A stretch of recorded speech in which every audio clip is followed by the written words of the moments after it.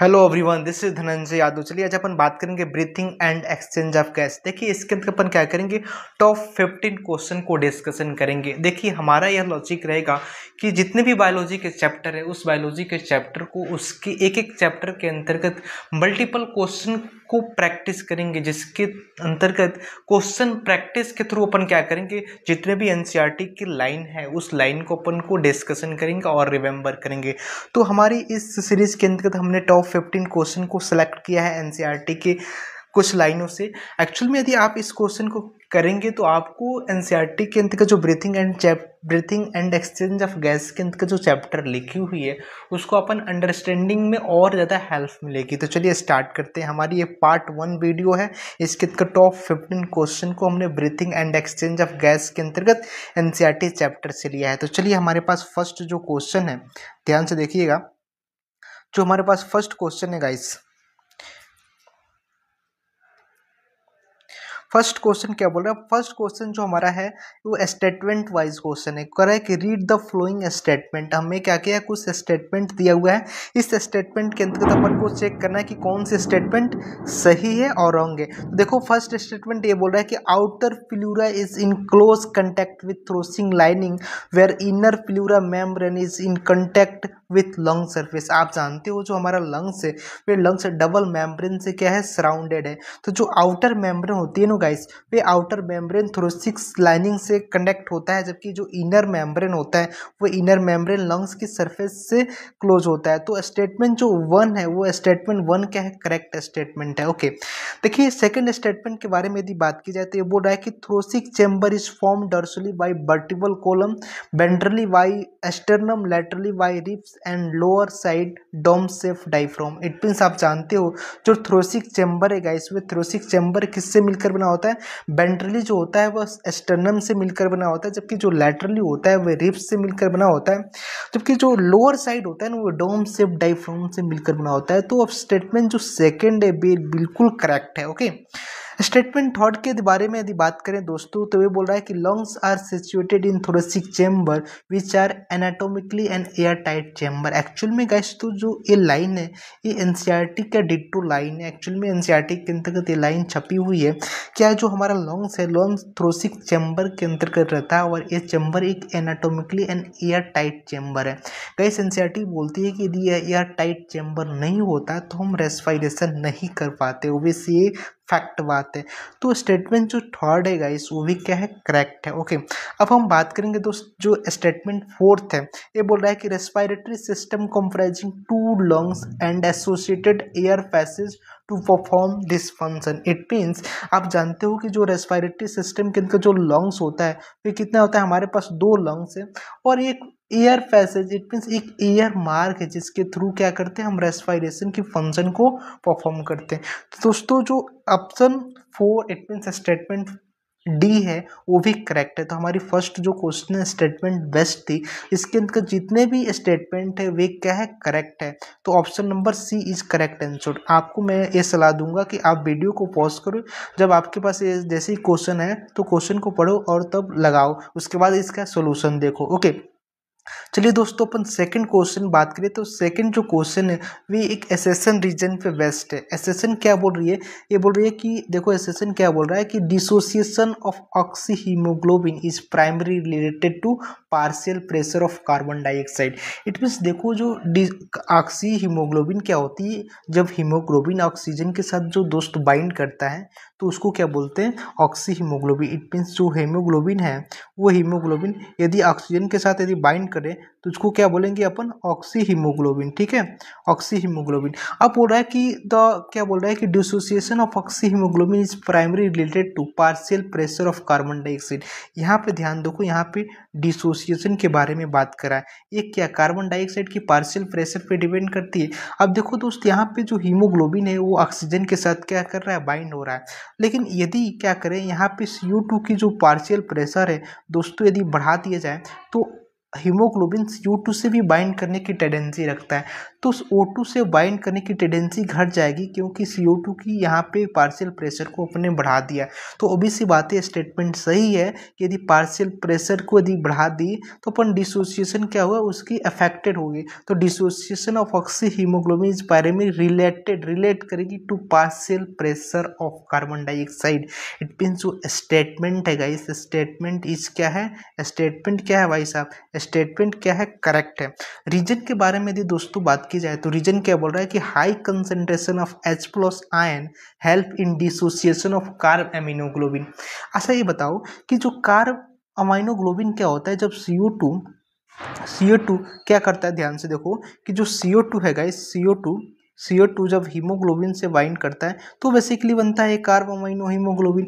अब देखो एक्चुअल में एनसीईआरटी बोलती है कि H+ का मतलब क्या हुआ, CO2, क्योंकि एक्चुअल में CO2 क्या करेगा, जल से रिएक्शन करके कार्बोनिक एसिड का निर्माण करेगा, वो कार्बोनिक एसिड से क्या है, H+ मिलेगा। इट मीन्स यदि आप H+ का एक कंसेंट्रेशन यदि बढ़ा रहे हो तो इसका मतलब क्या हुआ दोस्त, आप CO2 की कंसेंट्रेशन भी बढ़ा रहे हो।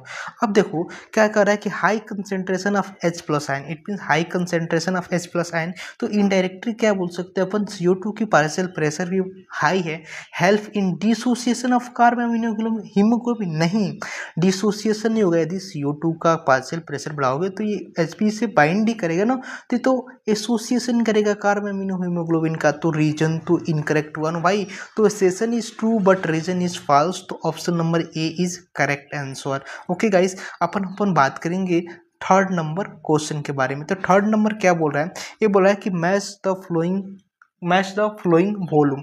आप जानते हो रेजिड्यूल वॉल्यूम के बारे में बात की जाए तो रेजिड्यूल वॉल्यूम RV जो आपके लंग्स में बचा रहता है, वो हमारी एनसीईआरटी बोलती है कि वो होता है 1100 से 1200 ml क्या होती है हमारे लंग्स के अंतर्गत ये बचा रहता है। तो 1100 से 1200 ml क्या हुआ, तो ए का जो ऑप्शन हुआ ए एस से मैच करा सकते हो। उसके बाद अपन बात करें दोस्तों इंस्पायरेटरी कैपेसिटी के बारे में।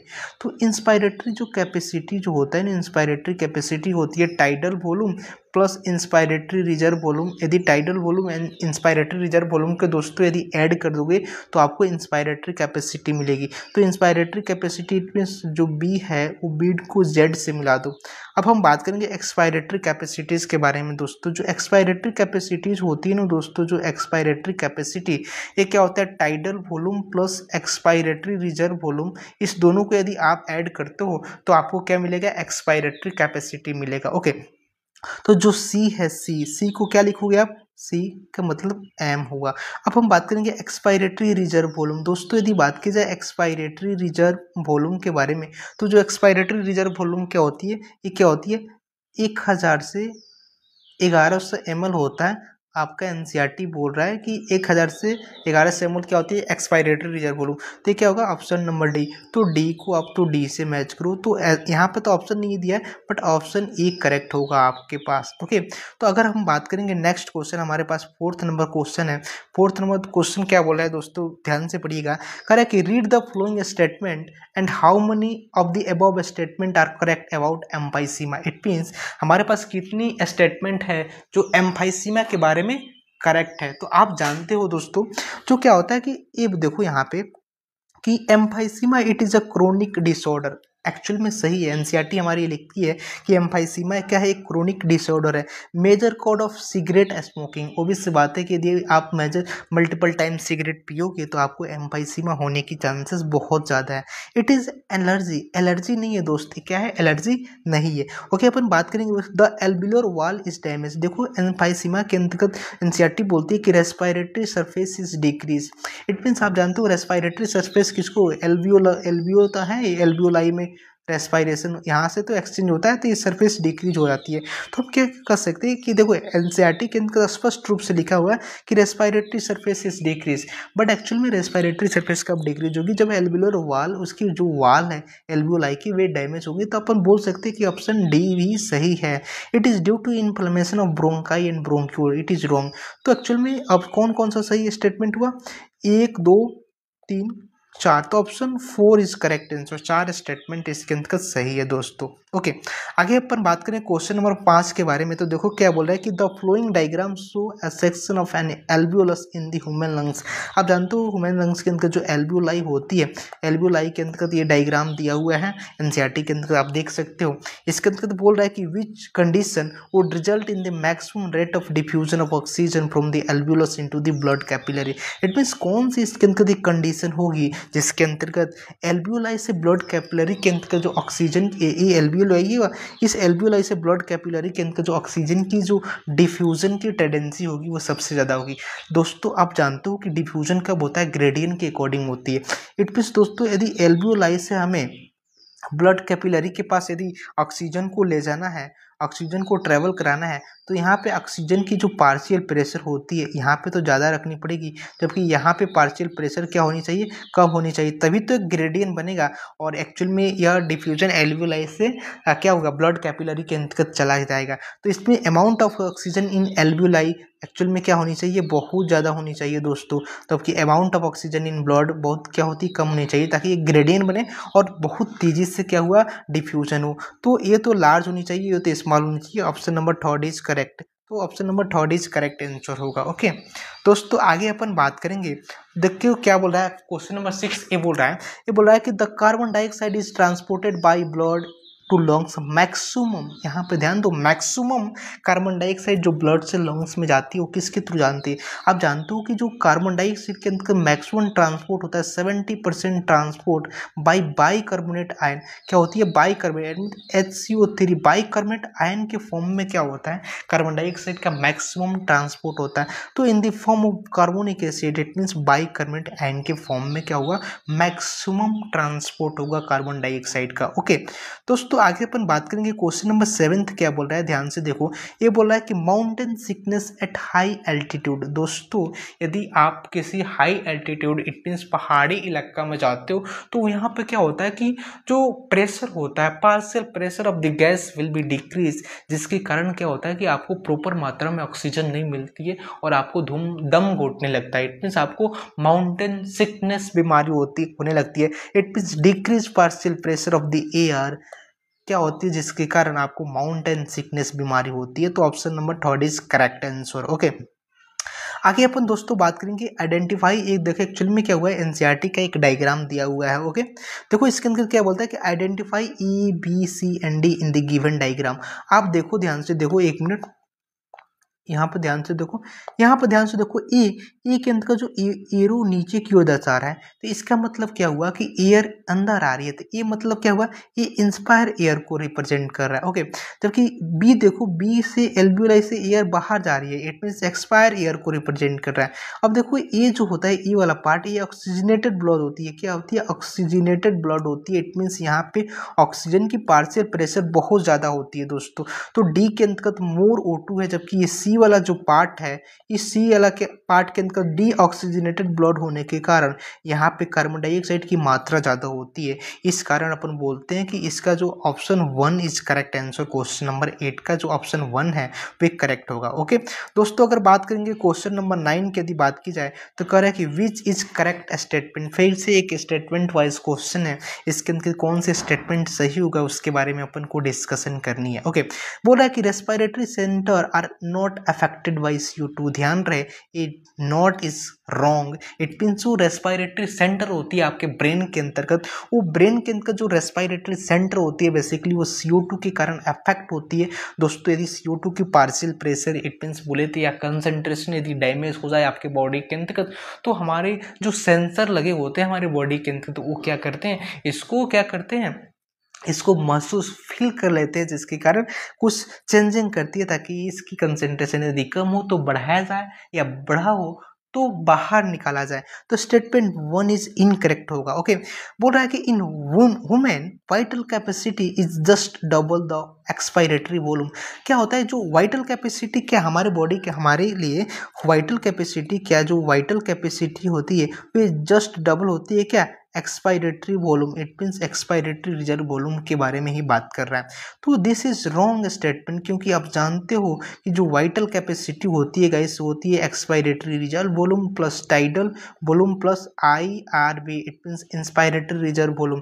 दोस्तों यदि आपको जानकारी के लिए बता दूं कि इंस्पायरेटरी रिजर्व वॉल्यूम का वैल्यू सबसे ज़्यादा होती है, वो एनसीईआरटी क्या बोलती है कि 2500 से 3000, कितना रे 3000 ml होती है। तो इसमें यदि आप ऐड करोगे ना तो गाइस जो वाइटल कैपेसिटी की जो वैल्यू होती है वे दोगुना से भी ज़्यादा हो जाती है, दोगुना से भी बहुत ज़्यादा हो जाती है। तो स्टेटमेंट बी जो है वो बिल्कुल रॉन्ग है इसके अंतर्गत। ओके, अगर हम बात करें इसी बोला कि वुमेन लंग्स हैज 10 के पावर 4 एल्वियोलाई, ये बिल्कुल रॉन्ग बात है। कैसे रॉन्ग बात है? जैसे कि आप जानते हो दोस्तों कि जो ह्यूमन लंग्स, हमारी एनसीईआरटी बोलती है कि ह्यूमन लंग्स के अंतर्गत जो एल्वियोलाई है वो 300 मिलियन एल्वियोलाई होती है। मिलियन का मतलब क्या होता है दोस्तों? 10 के पावर 6 होता है। आप फिजिक्स के अंदर पढ़े होंगे, मैथ के अंदर मिलियन इन द सेंस फिर 10 के पावर 6। तो आप इसको सॉल्व करोगे 300 मिलियन इंटू 10 के पावर 6, इट मीन्स 3 इंटू 10 के पावर 8 आ जाएगा दोस्तों।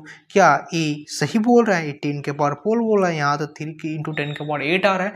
तो option it means statement C is incorrect statement. Okay, आगे अपन बोल रहा है कि the during inspiration the lungs act as a suction pump. Suction in the sense में खींचना अपनी ओर। तो ये बिल्कुल सत्य बात है कि हमारे जो लंग्स होता है एक सक्शन पंप की तरह बिहेव करता है, क्योंकि इसके अंदर दोस्तों नेगेटिव प्रेशर होती है एंड जिस नेगेटिव प्रेशर जनरेट होती है जिसके कारण एटमॉस्फेयर जो एयर होता है वो एक्चुअल में आपके लंग्स के अंतर्गत आता है। तो इट मीन्स एक सक्शन की तरह बिहेव करता है आपके लंग्स, इसलिए statement 4 is correct answer. Okay, तो ऑप्शन 9 का क्वेश्चन 9 का जो करेक्ट आंसर होगा क्या है? 4 होगा। ओके दोस्तों, यदि आगे बात की जाए तो आगे बोलता है कि how many statement are incorrect with respect to the diaphragm. ध्यान रहे कि incorrect with respect to the diaphragm, diagram, I am sorry, diaphragm नहीं डायग्राम। इस डायग्राम के रेस्पेक्ट में कौन सी स्टेटमेंट रॉन्ग है, इनकरेक्ट है? तो ध्यान रहे बोल रहा है कि ओनली सोलिबिलिटी, ध्यान रहे only solubility of the different gas affect the rate of diffusion.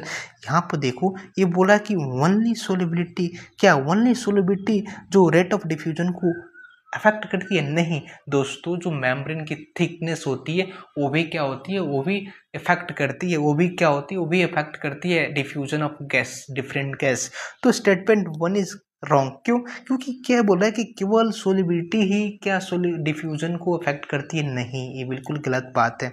उसके बाद देखो ध्यान से दोस्तों, ये बोल रहा है कि सेकेंड में क्या बोल रहा है कि the diffusion membrane is made of a 3 major layer. ये बिल्कुल सही बात है कि जो आपकी डिफ्यूजन मेम्ब्रेन हो 3 लेयर से मिलकर के बनी होती है। ओके, आगे अपन बात करेंगे आपसे जो स्टेटमेंट सी बोल रहा है the total thickness of the diffusion membrane is about millimetre. Millimetre नहीं, आपकी एनसीईआरटी क्या बोलती है दोस्तों? आपकी एनसीईआरटी ये बोलती है कि जो टोटल थिकनेस होती है डिफ्यूजन मेम्ब्रेन की वो लेस देन 1 मिलीमीटर होती है, न कि 1 मिलीमीटर। ओके, तो statement C is incorrect. Statement 4 के बारे में दोस्तों यदि बात की जाए तो कह रहा है कि solubility of CO2 is higher than that of O2 in the blood. Actual में स्टेटमेंट 4 भी करेक्ट है कि जो CO2 की डिफ्यूजन जो सोलिबिलिटी कैपेबिलिटी होती है, सोलूबल होने की टेंडेंसी वो ऑक्सीजन से बिल्कुल ज़्यादा होती है। तो ये स्टेटमेंट भी सही है। तो आप देख सकते हो यहाँ पे 2 स्टेटमेंट सही हो रही है। ओके, अब क्वेश्चन नंबर 11 के बारे में दोस्तों यदि बात की जाए तो ध्यान से देखो क्वेश्चन नंबर 11 के बारे में। ये match of the flowing question है। ओके, कॉलम 1 के अंदर कुछ वॉल्यूम के दिए गए हैं और उसके वैल्यू को दिया गया है। तो दोस्तों यदि आपको मैं बता दूं तो जो टाइडल वॉल्यूम होता है, टाइडल वॉल्यूम कितना होता है? 500 ml होता है। टाइडल वॉल्यूम दोस्तों कितना होता है? 500 ml होती है। तो टाइडल वॉल्यूम क्या होता है? 500। तो एक ही आई भी होगा, तो ये तो रॉन्ग होगा। एक का तो 2 3 तो नहीं हो सकता है, आई भी हो सकता है। चलो 2 तो ऑप्शन रॉन्ग हो गया। ओके, उसके बाद वाइटल कैपेसिटी के अपन छोड़ते हैं क्योंकि इसको कैलकुलेट करना पड़ेगा। रेजिडुअल वॉल्यूम के एनसीईआरटी के अंतर्गत दिया है। रेजिडुअल वॉल्यूम क्या होती है? एनसीईआरटी क्या बोलती है? रेजिडुअल वॉल्यूम के अंतर्गत 1100 से 1200 ml होता है। Residual volume. तो देखो 1100 से 1200 ml, 1200 ml एक ऑप्शन है, तो एक्चुअल में जो रेजिडुअल वॉल्यूम सी का क्या होगा 1 करेक्ट होगा। तो सी का देखो 1, ये तो नहीं हो सकता, सी का 1, तो option number third is correct. तो इस तरह से आप क्वेश्चन को एलिमिनेट, ऑप्शन को एलिमिनेट करके भी क्वेश्चन का आंसर बता सकते हैं। तो 11 नंबर का 3 होगा। देखो वाइटल कैपेसिटी को फाइंड करने के लिए आप फॉर्मूला लिख दो, expiratory reserve volume plus tidal volume plus inspiratory क्या होता है रिजर्व वॉल्यूम। तो वाइटल कैपेसिटी आप इसके थ्रू फाइंड कर सकते हो। अगर हम बात करें दोस्तों 12th number question, next question क्या है हमारे पास 12th नंबर, ये क्या बोल रहा है, कह रहा है कि identify A B C D with respect to partial pressure of oxygen and carbon dioxide. Okay, देखो दोस्तों हमारे पास कुछ gases, partial pressure of gases दिया हुआ है, ऑक्सीजन का, CO2 का। अब बताओ कि एटमॉस्फेयर के अंतर्गत एनसीईआरटी क्या बोलती है कि ऑक्सीजन की जो पार्शियल प्रेशर होता है 150 mmHg होता है, जबकि CO2 की जो पार्शियल प्रेशर होती है ना दोस्तों यहाँ पे ये क्या होता है 0.3 mmHg होती है। तो सी का जो आंसर होता है 0.3, ये तो नहीं हो सकता, ये भी नहीं हो सकता, ये भी नहीं हो सकता, यही एक करेक्ट आंसर है। तो option A is correct answer. Okay, तो आप इस तरह से और भी चेक कर सकते हो, बट एलिमिनेशन थ्योरी के थ्रू भी आप आंसर बता सकते हो। तो आप एलिमिनेट करना पहले सीखे ताकि बढ़िया से। ओके, देखो यहाँ पे क्या हुआ कि अच्छा, which which is the flowing, which is the function of pleural fluid. आप जानते हो प्लूरल फ्लूइड क्या होती है? प्लूरल फ्लूइड के बारे में यदि बात की जाए दोस्तों, जो प्लूरल फ्लूइड होता है ना, प्लूरल फ्लूइड के बारे में अपन बात करें, एक मिनट। देखो प्लूरल फ्लूइड के यदि बारे में दोस्तों यदि बात की जाए तो प्लूरल फ्लूइड एक्चुअली में होता क्या है, देखो आप लंग्स जानते हो, लंग्स की चारों ओर डबल मेम्ब्रेन होती है, डबल मेम्ब्रेन के बिटवीन में जो स्पेस होता है उसको क्या बोलते हैं प्लूरल स्पेस। इसके अंदर जो फ्लूइड भरा होता है वो क्या होता है प्लूरल फ्लूइड बोलते हैं। अब वो बोलता है कि प्रोवाइड मॉइस्चर, अब फ्लूइड है तो मॉइस्चर प्रोवाइड करेगा। तो ऑप्शन ए या 1 इज करेक्ट आंसर। कर सेकंड बोल रहा है कि प्रोटेक्शन फ्रॉम एक्सटर्नल शॉक्स। अब देखो शॉक मतलब आघात, चोट, क्या एक्सटर्नल शॉक से बताता है, बचाता है ना। यस, क्यों? क्योंकि आप देखो मैं रियल लाइफ का एग्जांपल दे रहा हूँ, कैसे कि यदि आप किसी कंक्रीट वाले फ्लोर पे जंप करो किसी हाइट से और पानी में जंप करो तो सबसे ज़्यादा चोट आपको कंक्रीट वाले फ्लोर पे लगेगा, जबकि पानी वाले जो फ्लोर है उस पर नहीं लगेगा। क्यों? क्योंकि एक्चुअल में पानी जो लिक्विड पार्ट है वो ज़्यादा आपको चोट नहीं पहुँचाता है, मतलब एक शॉक्स ऑब्जर्वर होता है। ओके ओके, तो statement 2 is also correct. Statement third के बारे में बात करें तो कह रहा है कि reduce friction on the lung surface. आप जानते हो एनसीईआरटी लिखी हुई है कि जो प्लूरल फ्लूइड होता है वे लंग सरफेस पे फ्रिक्शन को रिड्यूस करते हैं। तो ऑब्वियस बात है कि option 4 is correct answer. Okay, आगे दोस्तों यदि बात की जाए बेस्कुल क्वेश्चन नंबर 14 के बारे में, ये क्या बोल रहा है ध्यान से देखो, ये बोल रहा है कि वेस्कुलराइज बैग कॉल्ड। एनसीईआरटी की लाइन है कि जो वेस्कुलराइज बैग होता है उस वेस्कुलराइज बैग को क्या बोलते हैं भाई साहब? लंग्स। वेस्कुलराइज बैग का दूसरा नाम क्या है? लंग्स। ठीक है, अब हम बात करेंगे वेस्कुलराइज स्ट्रक्चर्स के बारे में यदि बात की जाए तो वेस्कुलराइज दोस्तों स्ट्रक्चर्स कौन होता है? ये क्या होता है? गिल्स। तो वेस्कुलराइज स्ट्रक्चर्स को क्या बोलते हैं? गिल्स। और वेस्कुलराइज बैग को क्या बोलते हैं? लंग्स। ओके, तो दोस्तों हमारी आज की इस पार्ट 1 के अंदर हमने टॉप 15 क्वेश्चन को ही लिया है। आई होप कि आपको पूरी की पूरी क्वेश्चन आप सॉल्व किए होंगे।